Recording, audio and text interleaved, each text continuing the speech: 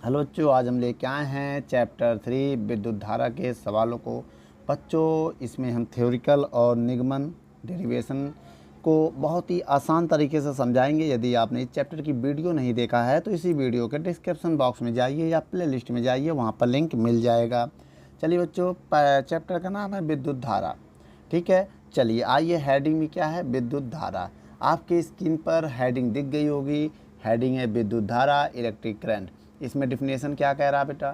किसी चालक में एकांक समय में प्रवाहित होने वाले वैद्युत आवेश को वैद्युत धारा कहते हैं, या हम बोल सकते हैं आवेश प्रवाह की दर को वैद्युत धारा कहते हैं, या तो हम ये भी पढ़ सकते हैं किसी चालक में एकांक समय में प्रवाहित होने वाले आवेश को वैद्युत धारा कहते हैं। आपकी स्क्रीन पर डिफिनेशन है, वीडियो को रोककर स्क्रीनशॉट ले लें। चलिए आइए बेटा, अब सबसे पहले हम ये समझेंगे आई का फार्मूला क्या होता है। देखिए, आई बराबर होता है Q/T। ये तो फार्मूला होता है। ठीक है, ये फार्मूला तो डिफिनेशन आपके स्क्रीन पे है ही है। अब देखिए, इतना करने के बाद हम ये इसमें देखेंगे मात्रक, आई का मात्रक क्या होता है। देखिए बच्चों, इसका मात्रक एम्पियर होता है। क्या होता है? एम्पियर। अब आई का बीमीय सूत्र क्या होता है, जिसे हम लोग बोलते हैं इस ब्रैकेट में ए, ये हो गया। और राशि क्या है? आई का राशि। अगर राशि की बात हम करें तो ये राशि है अदिश राशि। ठीक बच्चों, राशि, ये अदिश राशि है। इसके लिए आप वेक्टर वाले चैप्टर पढ़ लेंगे, उसमें कुछ एग्जाम्पल आपको बताए गए हैं 11th चैप्टर में। ये हो गया बच्चों आपकी डिफिनेशन।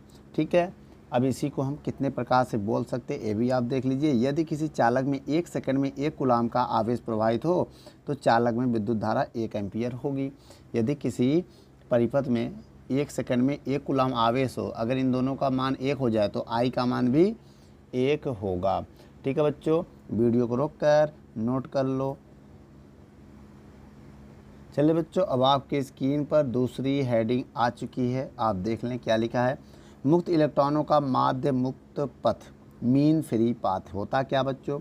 आइए पढ़ते हैं। धातु के भीतर मुक्त इलेक्ट्रॉनों की धातु के धनायन से हुई 2 क्रमागत टक्करों के बीच चली गई औसत दूरी को इलेक्ट्रॉन का माध्य मुक्त पथ कहते हैं। इसे लेमडा से प्रदर्शित करते हैं। ठीक बच्चों, अधिकांश धातुओं के लिए लेमडा का मान जो होता है 10⁻⁹ मीटर की कोटि का होता है। ठीक है बेटा, ये है डिफिनेशन मुक्त इलेक्ट्रॉनों का माध्य मुक्त पाथ। ठीक बच्चों, वीडियो को रोककर नोट कर लो। चलिए बच्चों, अब आपकी स्क्रीन पर तीसरी नंबर हेडिंग क्या कह रहा है, देख लीजिए। श्रांति काल क्या होता है बेटा? रिलैक्सेशन टाइम जिसे हम लोग बोलते हैं। ये क्या होता है बेटा? ये होता धातुओं के भीतर मुक्त इलेक्ट्रॉनों की धातु के धनायनों से हुई 2 क्रमागत टक्करों के बीच के औसत समय अंतराल को श्रांति काल कहते हैं। इसे टाउ से प्रदर्शित करते हैं। ठीक है, और अधिकांश धातुओं के लिए टाउ का जो मान होता है वो लगभग 10⁻⁻14 सेकेंड की कोटि का होता है। ठीक है बच्चों, वीडियो को रोक कर नोट कर लो। देखिए बच्चों, अब हम जैसे अपवाह या अनुगमन वेग होता क्या है उसको हम समझते हैं। देखिए, धातु का एक तार है जो कटा हुआ है। अब हम लोग ये समझेंगे, जब इस तार के दोनों सिरों के किसी बैटरी द्वारा, मान लिया यहाँ एक बैटरी लगी है, सेल, ये एक बैटरी है, इस बैटरी के सिरों से हम जोड़ देते हैं, तब बेटा इसमें क्या होता है कि एक वैद्युत क्षेत्र उत्पन्न हो जाता है जो मुक्त इलेक्ट्रॉनों के गति के विपरीत दिशा में कार्य करता है। तो जैसे इसके इलेक्ट्रॉन जो होते हैं वो गति करने लगते हैं। क्या करने लगते हैं? गति। अब एक ये सूक्ष्म वेग से ही गति कर पाता है, इसी वेग को हम लोग अनुगमन वेग कहते हैं। फिर समझ लो, जब किसी चालक तार के सिरों को के बीच विभवांतर उत्पन्न किया जाता है। विभवांतर कैसे उत्पन्न होगा? बैटरी को जोड़कर विभवांतर उत्पन्न कर देते हैं, तो तार में एक विद्युत क्षेत्र उत्पन्न हो जाता है। जब बैटरी से जोड़ेंगे इसमें विभवांतर उत्पन्न होगा। विभवांतर के कारण बेटा तार में वैद्युत क्षेत्र उत्पन्न हो जाता है। ठीक है, जिससे मुक्त इलेक्ट्रॉन वैद्युत क्षेत्र के विपरीत दिशा में गति करने लगते हैं, एक सूक्ष्म नियत वेग से गति करने लगते हैं। इसी गति को हम लोग अनुगमन वेग कहते हैं। इसे वीडियो से प्रदर्शित करते हैं। देख लीजिए बच्चों, आपकी स्क्रीन पर डिफिनेशन है, वीडियो को रोककर नोट कर लें। चलिए बच्चों, अगली हेडिंग है आपके स्क्रीन पर अपवाह वेग और निम्नगमन वेग में संबंध। तो बच्चों अपोहा वेग और हेलो बच्चों, अगली हेडिंग आपकी स्क्रीन पर है, अपोहा वेग, अनुगमन वेग या वैद्युत विभवांतर में संबंध। तो बेटा इस क्वेश्चन को हम कैसे करेंगे, पहले हम समझते हैं।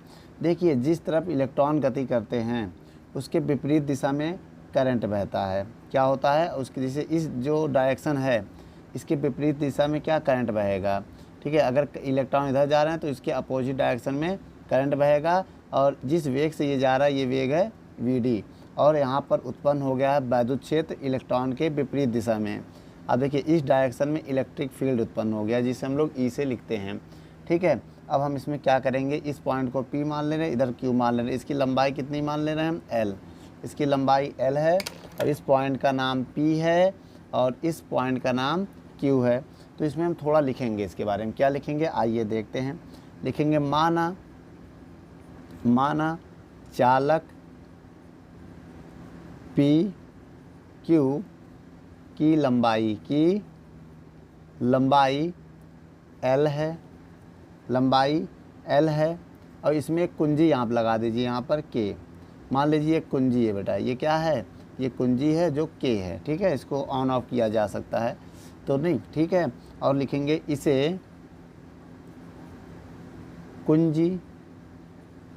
इसे कुंजी के लगे हुए,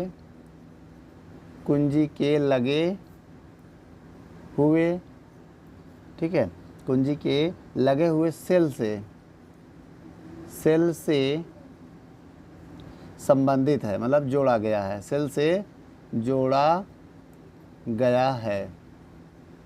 इसके बाद लिखेंगे यहाँ वैद्युत क्षेत्र की तीव्रता, यहाँ वैद्युत क्षेत्र की तीव्रता बात है की है E है, और ठीक है P और Q के बीच विभवांतर उत्पन्न होने के कारण, ठीक है, और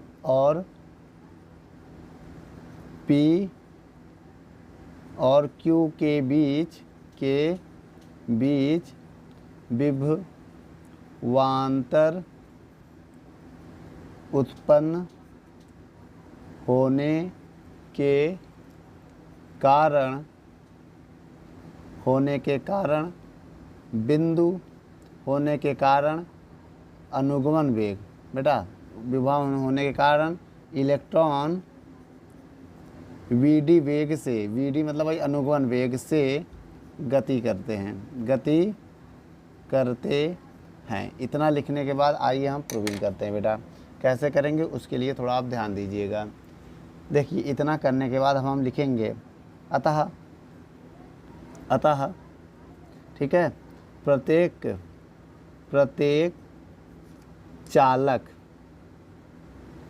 इलेक्ट्रॉन पर लगने वाला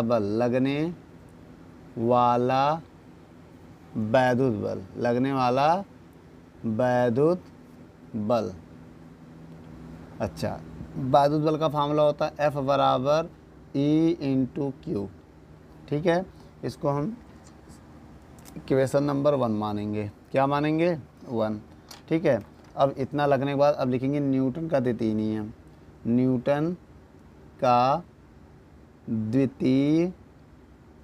नियम। अब बच्चों न्यूटन का द्वितीय नियम क्या था, पहले हम ये समझेंगे। न्यूटन का द्वितीय नियम था F बराबर ma। क्या था, ma, ये इक्वेशन 2 हो गया। F बराबर ma, ये इक्वेशन 2 हो गया। अगर अब फ्रॉम इक्वेशन समीकरण 1 व 2 से अब हम क्या करेंगे, इन दोनों को बराबर कर लेंगे। भाई ए भी एफ बराबर हो गया, तो ma बराबर ई स्मॉल ई कैपिटल ई।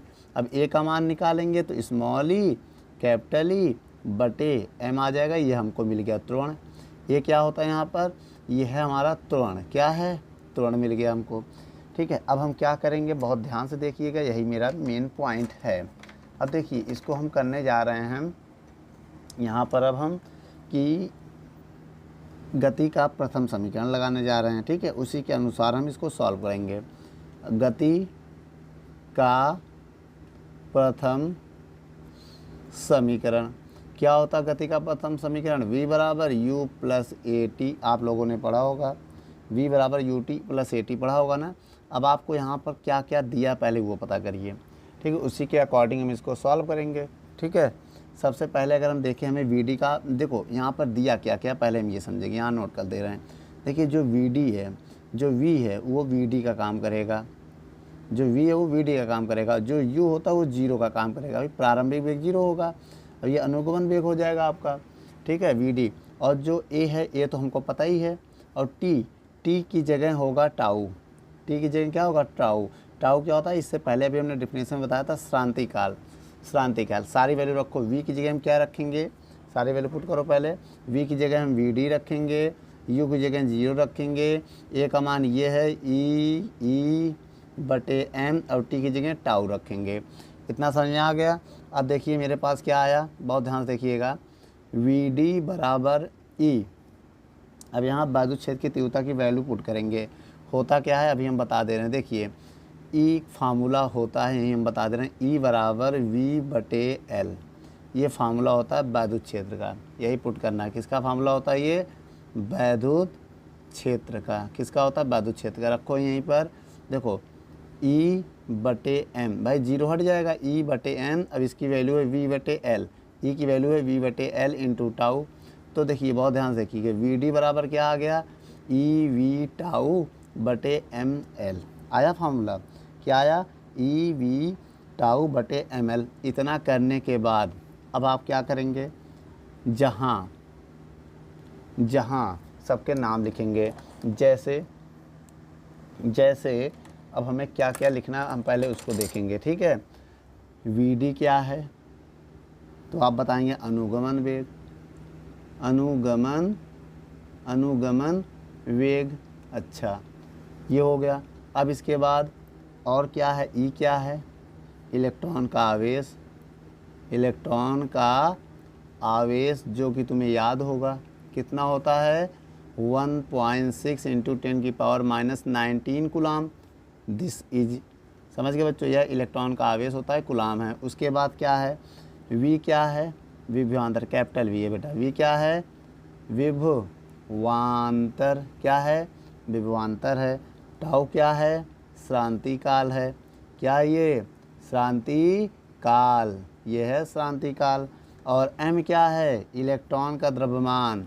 क्या बच्चों, इलेक्ट्रॉन का द्रव्यमान, जिसकी वैल्यू भी आपको याद होगा, 9.1 इंटू 10⁻31, मतलब 9.1 गुणे 10⁻31 किलोग्राम।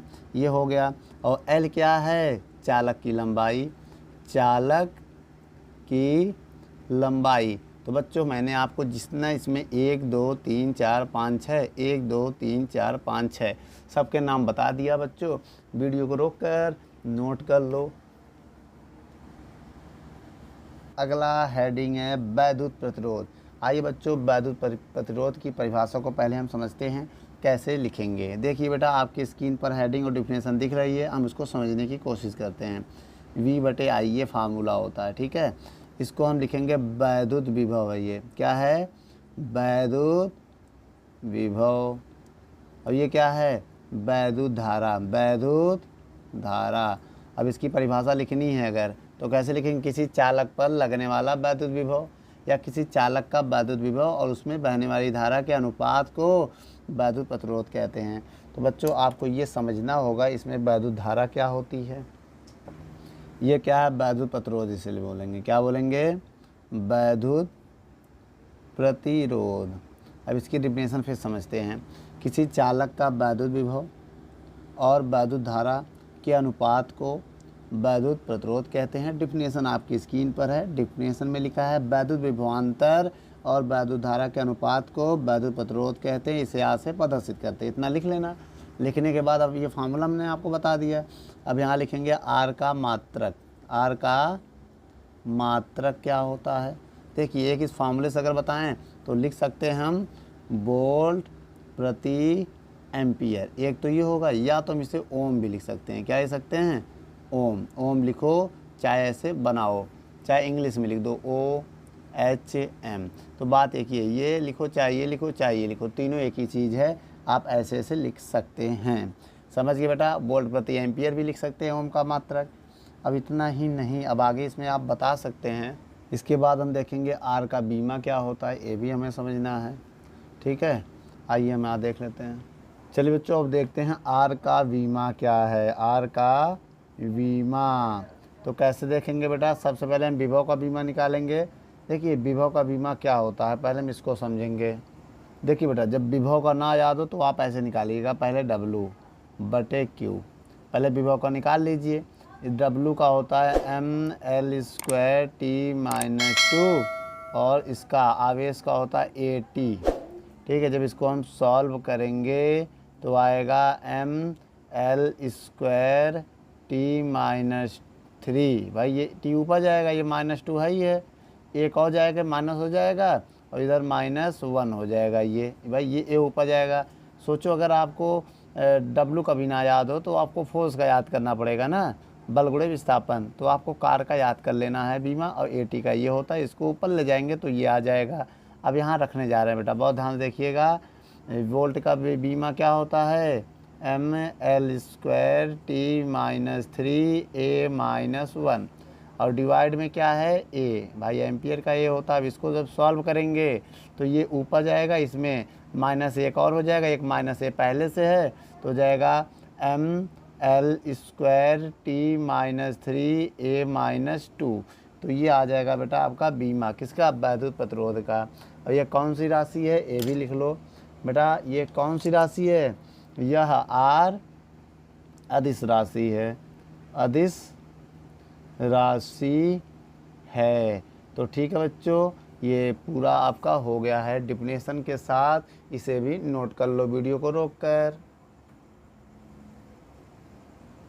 बच्चों अगली हेडिंग आपकी स्क्रीन पर है, क्या कह रहा पढ़िए, वैद्युत चालकता।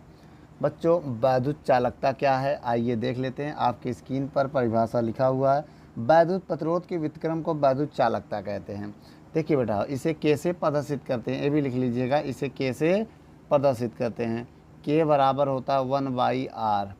ठीक है, इतना लिखने के बाद देखिए K क्या है, वैद्युत चालकता, ये क्या है, प्रतिरोध। हाँ, हम यहाँ लिख दे रहे हैं K जो है वैद्युत चालकता है, वैद्युत चालकता, और R क्या है, वैद्युत प्रतिरोध, जैसा कि आपको पता है वैद्युत प्रतिरोध।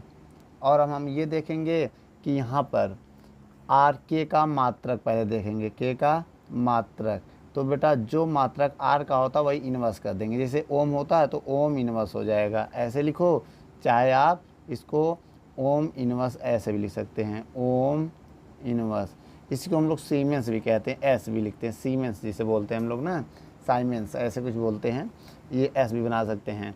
और एक बात बेटा, K का बीमा अगर हम निकालेंगे, मात्रक हो गया, इसका बीमा अगर देखिए जो प्रतिरोध का बीमा था उसी का इन्वर्स कर देंगे। देखिए बीमा निकालना था 1/R, 1/R। R का बीमा क्या था ये पहले बताइए, अभी थोड़ी देर पहले हमने निकलवाया था ना, mL² T-3A-2 R का बीमा है, और ऊपर क्या है 1 है, ऊपर क्या 1। अब देखिए हम क्या करेंगे, इसी को ऊपर ले जाएंगे, जब ये ऊपर जाएगा तो हो जाएगा m-1, बोलो L-2। भाई ये ऊपर जाएगा, ये पावर 1 माइनस में हो जाएगा, ये प्लस में तो माइनस में हो जाएगा, ये माइनस में है तो प्लस में हो जाएगा, किस में हो जाएगा, प्लस में।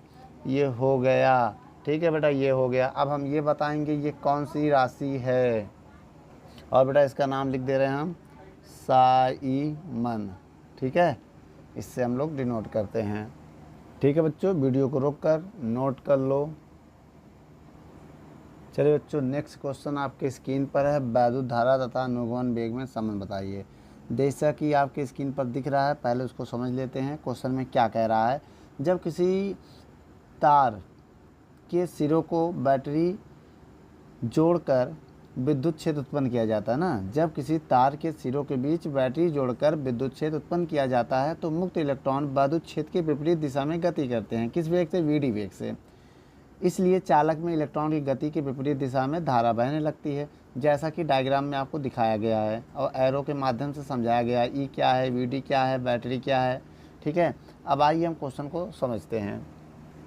चलिए बच्चों, जैसा कि क्वेश्चन है, वैद्युत धारा तथा अनुगमन वेग में संबंध।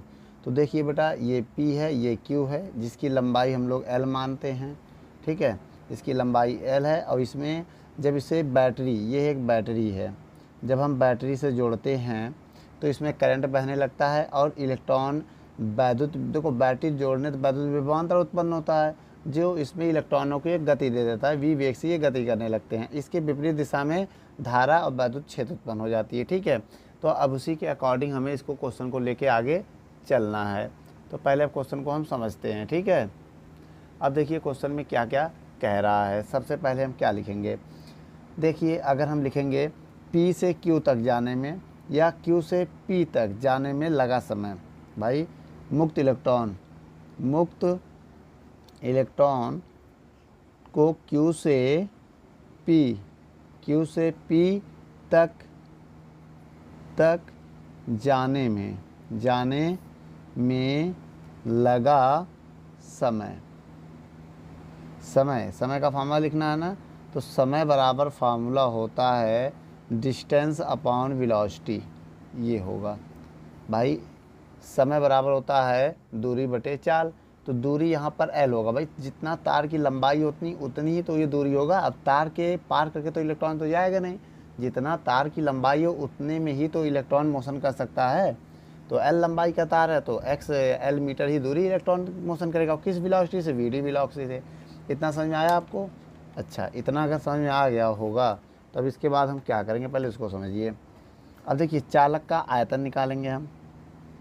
चालक का आयतन, ठीक है। अब चालक का आयतन निकालने के लिए क्या होता है बेटा, क्षेत्रफल गुणे लंबाई। क्षेत्रफल में लंबाई गुणा कर देंगे तो आयतन हो जाएगा। तो ठीक है, अब इसके बाद हम कुछ बताने जा रहे हैं। क्या बताने जा रहे हैं, आइए देख लेते हैं। पहले देखिए, इतना करने के बाद हम लिखेंगे, चूँकि चालक के एकांक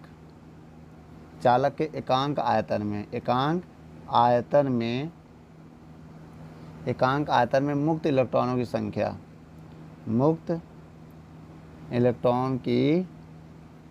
संख्या मान लेते हैं n है। ठीक है, चालक के एकांक आयतन में। अब हम ये बताने जा रहे हैं चालक के एकांक आयतन की जगह लिख दे रहे हैं AL आयतन में मुक्त इलेक्ट्रॉन की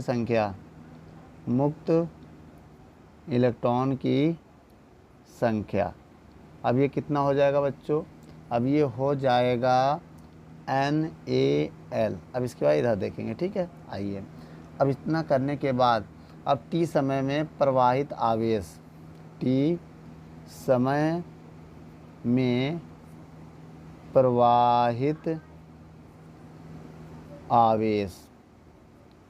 देखो बेटा T समय प्रवाहित आवेश Q बराबर होता है NE। ठीक है, अब बताइए, अभी हमने संख्या निकाला है, इसको हम कैपिटल N मान सकते हैं। जो संख्या निकाला है इसको हम कैपिटल N मान सकते हैं। क्या है कैपिटल N को, स्मॉल NaL इंटू E। इतना आ गया, आवेश आ गया। अब बताओ, अब इसके बाद हम लिखेंगे अब T समय में प्रवाहित धारा। अब T समय में प्रवाहित धारा। अब आपको पता है धारा का फार्मूला क्या होता है कि I बराबर Q बटे T होता है कि नहीं, I बराबर Q बटे T होता है ना। अब ये Q का मान यहाँ रख दो, क्या है NaLe बटे T, यही है ना, यही है ना। अब यहाँ पर T का मान रखना पड़ेगा।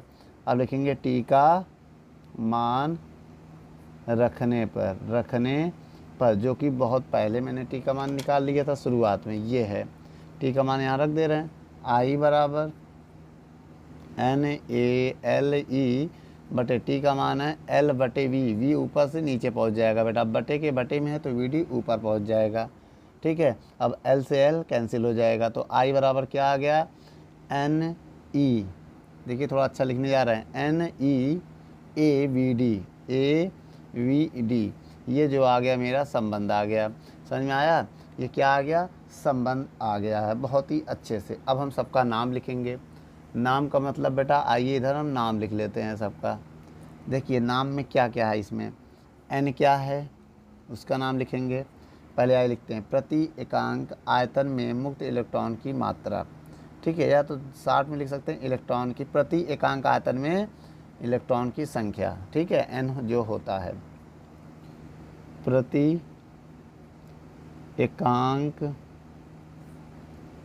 आयतन में, प्रति एकांक आयतन में मुक्त इलेक्ट्रॉन की संख्या, मुक्त इलेक्ट्रॉन की संख्या है ये, ठीक है, n का मान हो गया। अब Vd क्या है, अनुगमन वेग, अनुगमन वेग।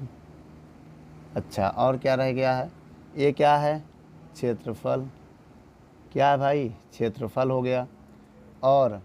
और ई क्या है इलेक्ट्रॉन का आवेश, इलेक्ट्रॉन का आवेश जिसका मान आपको याद होगा 1.6 इंटू 10⁻⁻19 कूलाम। ई लिखो चाहे क्यू लिखो, एक इलेक्ट्रॉन के लिए बराबर ही होता है, ठीक है, ये कूलाम।